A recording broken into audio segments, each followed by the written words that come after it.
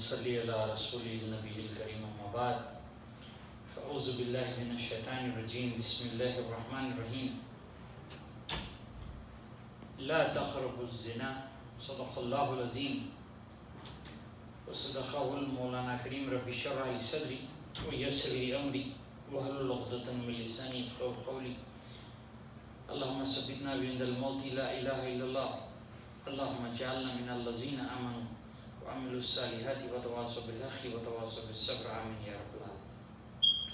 السلام علیکم ورحمۃ اللہ۔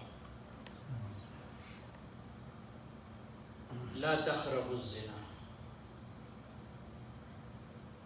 کہ زنا کے قریب بھی نہ جاؤ۔ گزشتہ ہم نے ان حالات میں چاہے وہ کشمیر کی آصفہ ہو یا پھر موجودہ حالات میں پھر اور ایک کم سن 4 سالہ لڑکی کا شہر حیدرآباد میں زنا کیا گیا۔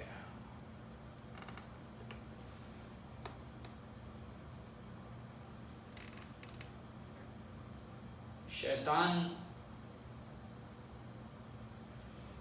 ان شخصیتوں میں بس جاتا ہے، یہ عمل شیطان ہے۔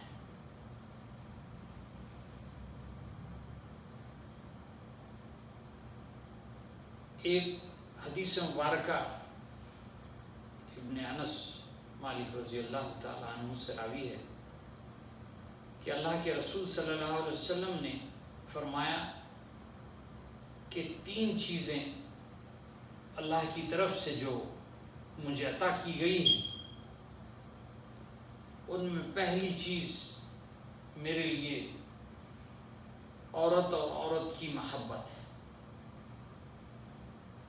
اور دوسری چیز خوشبو ہے، اور تیسری چیز نماز پڑھنا جو میری آنکھوں کی ٹھنڈک ہے۔ اللہ نے یہ مجھے 3 چیزوں سے نوازا ہے۔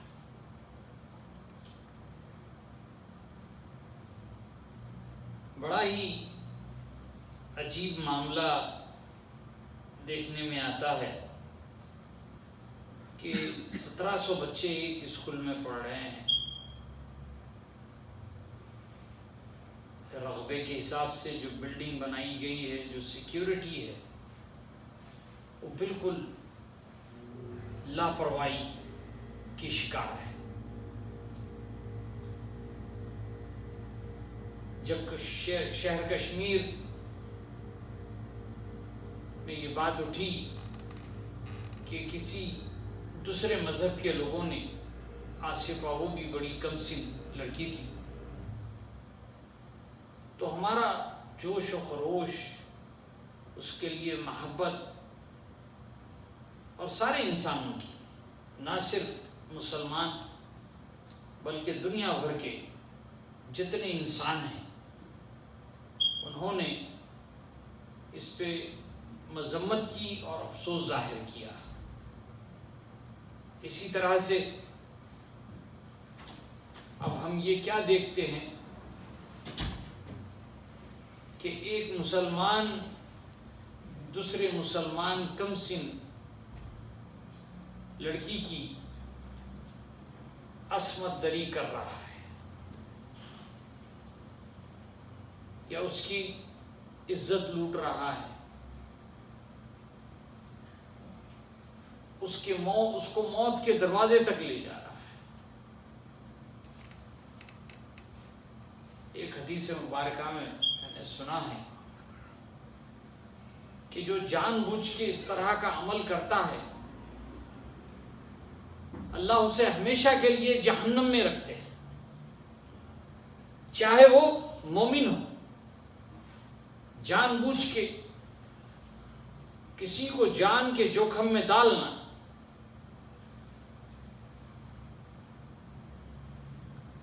وہ ہر وقت کا جہنمی۔ اللہ کے رسول صلی اللہ علیہ وسلم نے فرمایا ایک دوسری چیزیں بھی ہمیں بڑی سیکھنے ملتی ہیں کہ ہم ایک رسم کرتے ہیں جسے کہتے ہیں تسمیہ خوان. عموماً عام الفاظ میں بسم اللہ کہتے ہیں. تو وہ ایک جو عمر ہوتی ہے لڑکا یا لڑکی کی، جو شعور پائے، صفائی اور گندگی میں تمیز پائے، گفتگو کر پائے، اور کوئی بات آپ سمجھاؤ تو اس پہ عمل کر پائے، تو وہ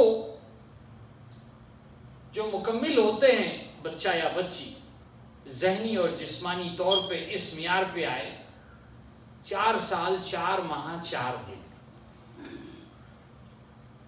تو یہ دیکھیں کہ یہ لونار جو کیلنڈر سے ہم دیکھتے ہیں یہ وہ ڈیٹیں ہیں، تو لگ بھگ وہ 5 سال کے قریب ہو لڑکا یا لڑکی.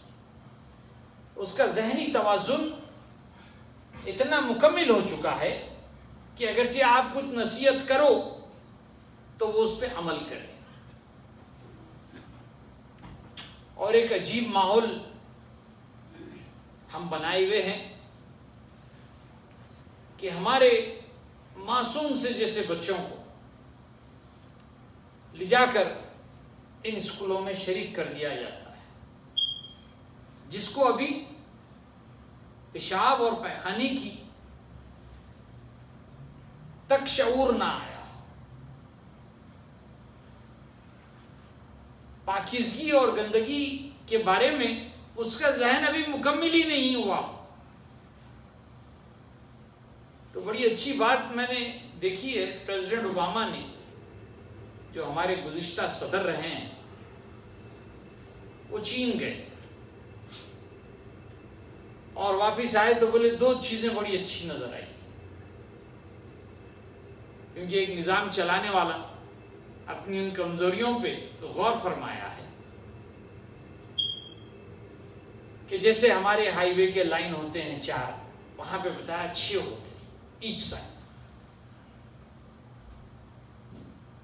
پھر وہاں پہ چھوٹے بچوں کے اسکول نہیں ہوتے جب تک کہ وہ شعور نہ پائے. تو پھر ان بچوں کی دیکھ بھال خود والدین کرتے ہیں یا نانا نانی یا دادا دادی یا دیگر کوئی رشتہ دار.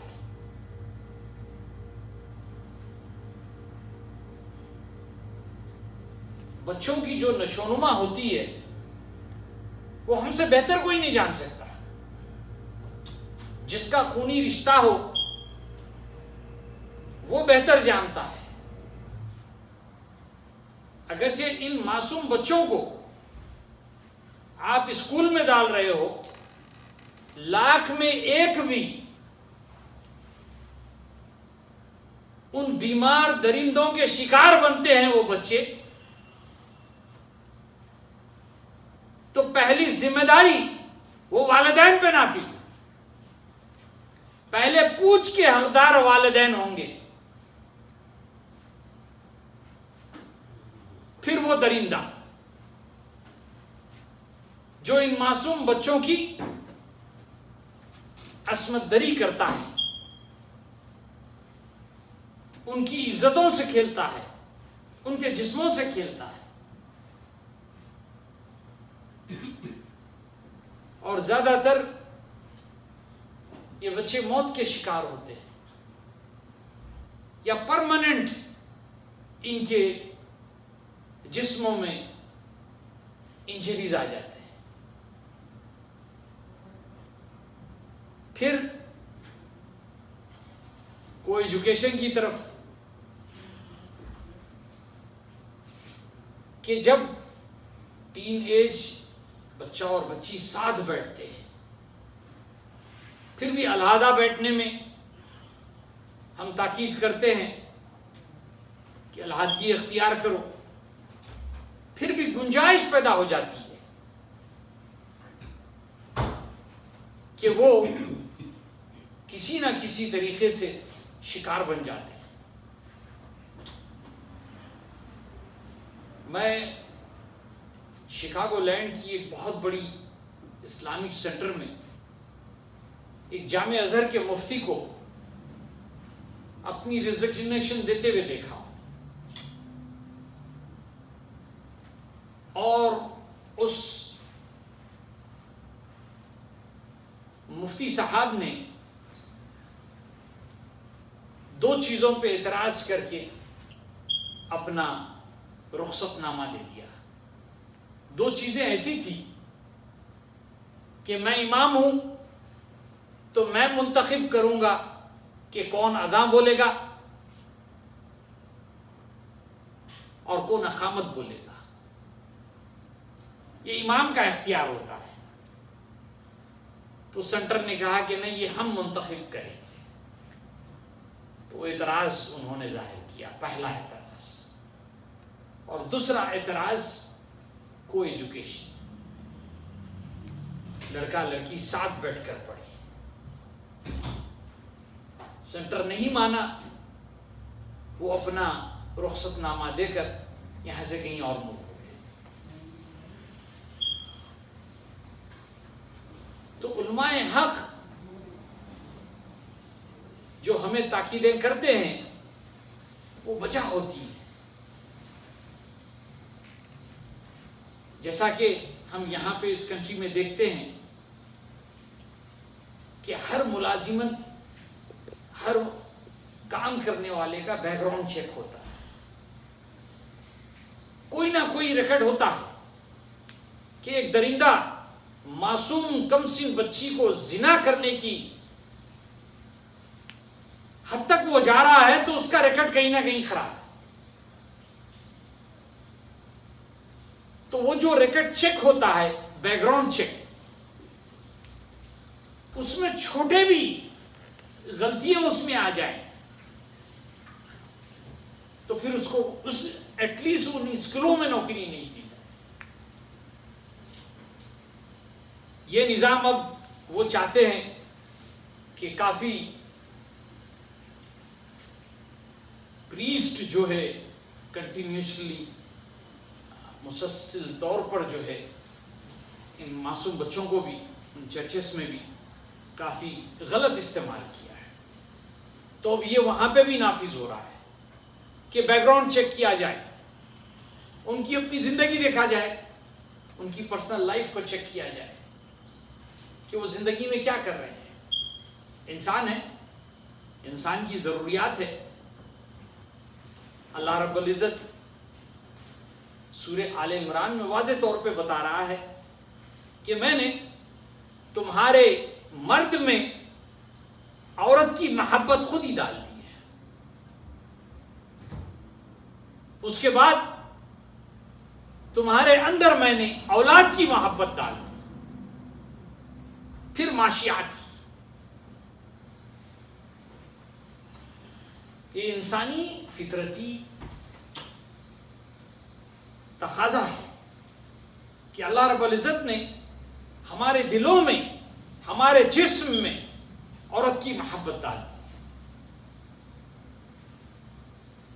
اب اس کو استعمال کیسے کرنا چاہیے، اس کی حد بندیں قانونی طور پہ شرعی اعتبار سے بتا دی گئی ہے۔ ماں باپ کی ذمہ داری ہوتی ہے، اگرچہ لڑکا یا لڑکی اس ایج سے نکل رہے ہیں اور اس کی وقت پہ شادی نہ ہو تو ماں باپ سے پوچھے پہلے، وہ جب ظاہر کر دو، رزق دینے والا اللہ ہے۔ جب وہ بتا دے کہ میں شادی کرنا چاہتا ہوں، جہاں بھی مناسب ہو وہاں پہ اس کا خطبہ نکاح کر دو، تاکہ وہ ان چیزوں سے بچ جائے۔ جو شخص جو درندہ اس معصوم بچی کا عصمت دری کی ہے، وہ 28 سال کا ہے، اس کی عمر تو کافی نکل گئی۔ ایک چیز یہاں بھی کافی ہمارے اسٹوڈنٹس آئے ہوئے ہیں یہاں پہ سیٹل بھی ہونا چاہتے ہیں. ضروری نہیں ہے کہ آپ وہ سٹیزن گرین کارڈ سے شادی کریں. پھر ہمارا ایمان اللہ کی طرف نہیں ہے. رزق کا دینے والا، ہر چیز کا دینا اللہ ہے. اگرچہ آپ کی کہیں نسبت ہوتی ہے تو آپ ان گناہوں سے نظر کا بھی زنا ہوتا ہے، کان کا بھی زنا ہوتا ہے. یہ قرآن سے بتا رہا ہوں، نظر کا بھی زنا ہے.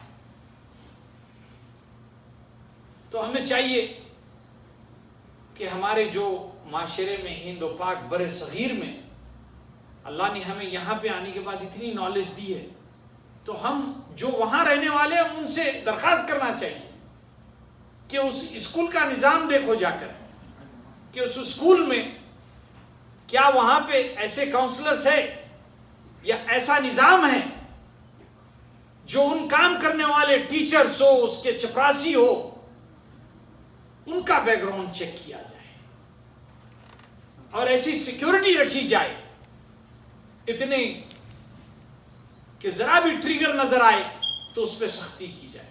اللہ رب العزت ہمارے معاشرے میں ان چیزوں کو سمجھنے کی اور عمل میں لانے کی توفیق عطا فرمائے. وآخر دعوانا